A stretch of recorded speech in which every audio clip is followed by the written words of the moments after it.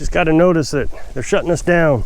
So I want to give you a little history and how we got here, but primarily how we mentally got here. Just like everybody else, I was into all the technologies and all the things and all the niceties in life. I remember my science teacher in 9th grade told me that I would not be able to keep up with technology throughout my life. I just couldn't fathom that. But as I got older, I realized what he meant. I mean, the computer technology has just grown exponentially. But I don't think the technology has grown so fast I can't keep up with it. I mean, I think we all kind of understand today's technology, computers and the internet and cell phones.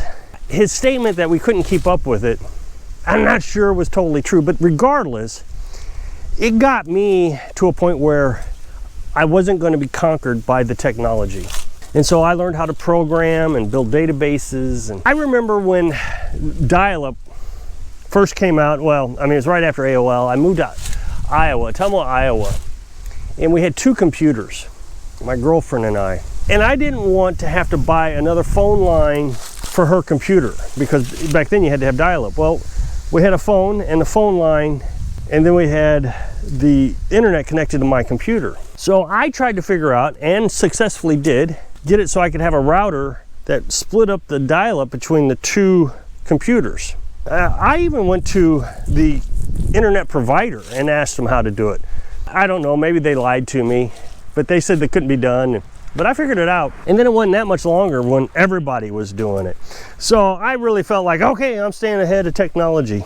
Then I started my own business and learned how to do programming, kinda. I mean, I'm not like an expert, but I'm self-taught. I went out and bought Visual Basics and learned how to do Microsoft Access databases, and I started my own company. I was building databases for customers. Fast forward a little bit, my last job I had, the guy who did all the programming got fired.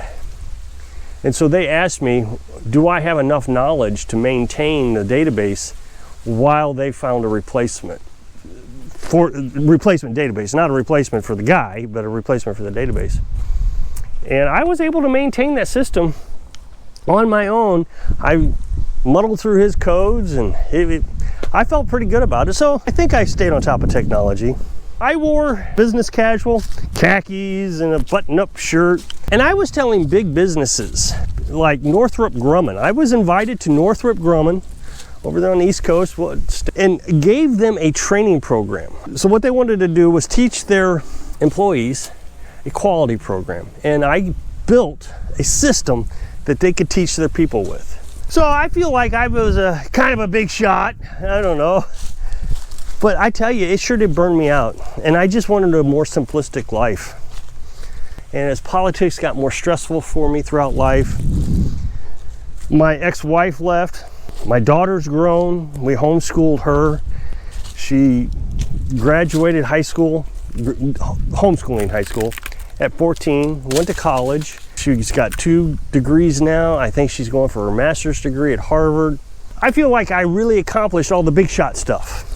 I'm not Elon Musk. I mean, I wasn't out there making a lot of money, but I was staying on top of my goal, which was I wasn't going to let technology get the best of me. Well, look at this. Now I live off grid.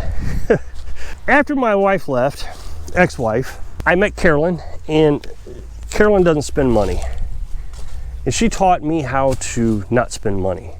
And immediately we was able to, within a couple of years, get debt free. And within a year or 2 after that, we had a significant savings account where we could quit our job. I mean, think about that. Quit her job and travel. All because she didn't spend money. People always want to know, how do you save money? Stop spending. It's just that simple. I can't tell you how to do it unless you just do it. You just stop spending money. We found a place to rent for $350, I think it was. It was 8 acres. And you can find these all the time. Somebody wants you to live there to just kind of keep it occupied. And what it was is his parents died, and he didn't want to sell the place. Him and his sister wanted to keep it for whatever reason. So they rented it, and I cut the grass and make sure the vandals didn't break in. Of course they did, but they stole my stuff. They didn't tear up his stuff. We decided that we were going to start traveling. The job just got too stressful. And I think that's part of the problem with my career path was I had no choice but to continuously find more stressful jobs, more demanding jobs. I mean, I was a production manager. That last job I had, I was production manager for a sheltered workshop. And so we taught disabled folks how to work in a manufacturing company. Our goal was to make sure that they were able to go out into a real manufacturing company and get a job. And several of our clients did. It was a great feeling, but it was a stressful job. I mean, just in itself, being the production manager, trying to meet deadlines, because we still had regular deadlines, with folks that did not work like folks in a regular manufacturing company. Some of them just didn't have the capacity to do it. I don't want to get too critical. That's not what I'm trying to do. It was just the job. I loved the job, but boy, it was stressful.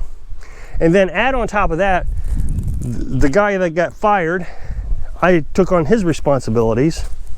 I just couldn't do it. It was horrible. I ended up having to quit, and we decided we were going to travel in a pop-up camper. I don't know if that was a smart idea. I thought it was a great idea, and I still think it was a great idea. I just got a notification from OneDrive, Microsoft OneDrive, just got a notification sending me my memories from 2017, and we were traveling around that pop-up camper. It was a great feeling.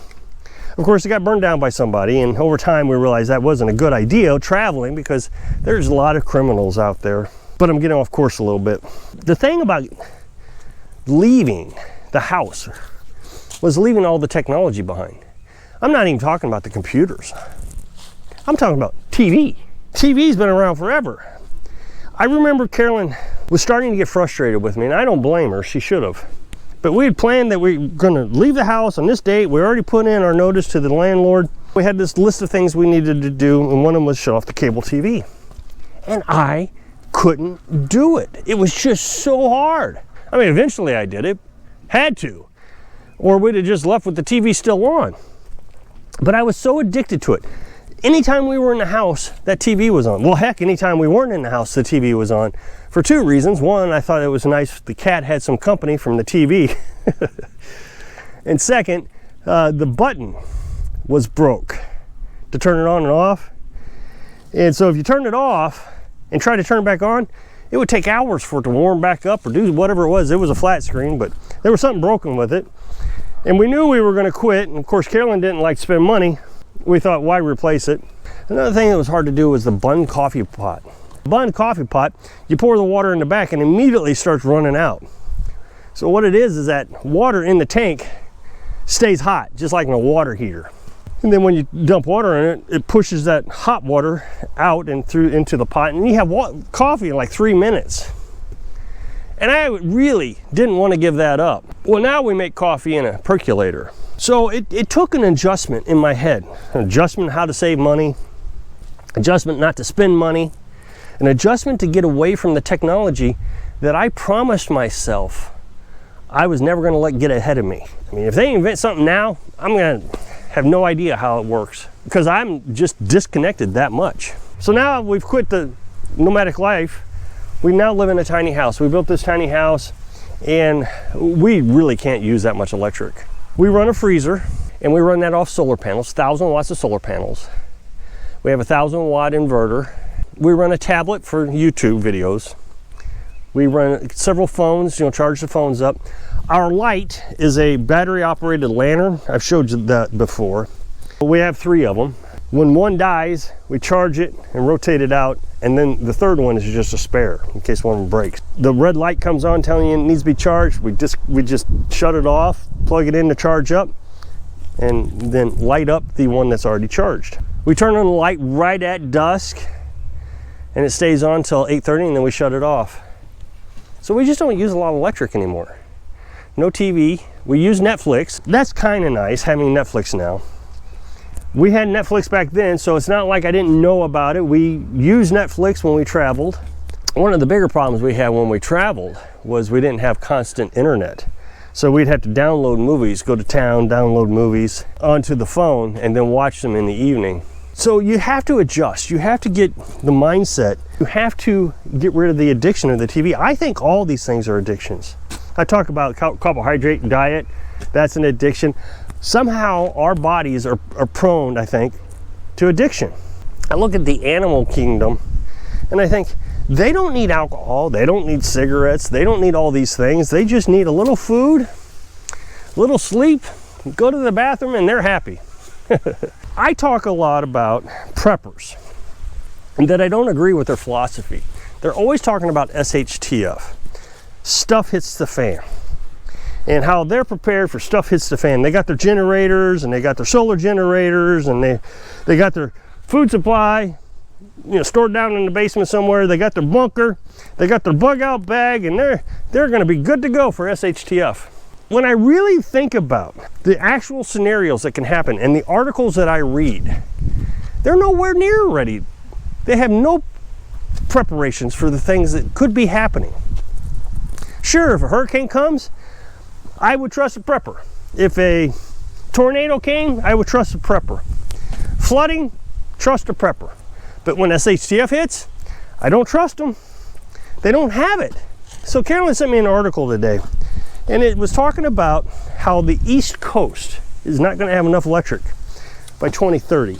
The company that supplies the electric for 13 states on the East Coast, including the District of Columbia, is called PJM. So their analysis shows that 40 gigawatts of existing power generation is at risk of retirement. So they're going to have to retire it by 2030.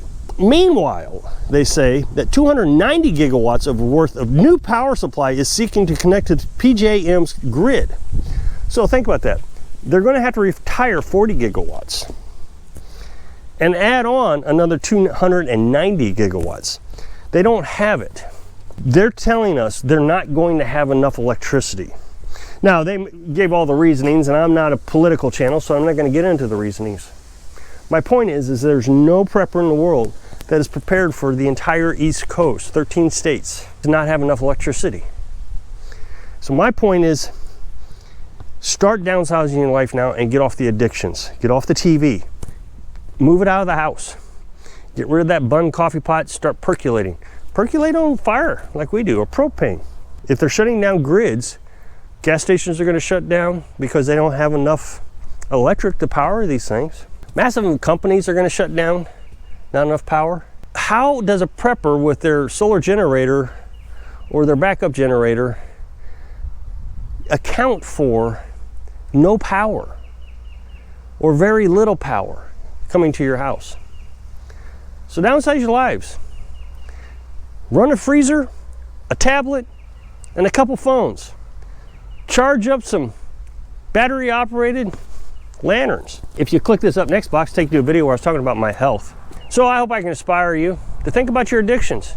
And I'm not talking about physical addictions. So you can live your dreams. Thanks for watching.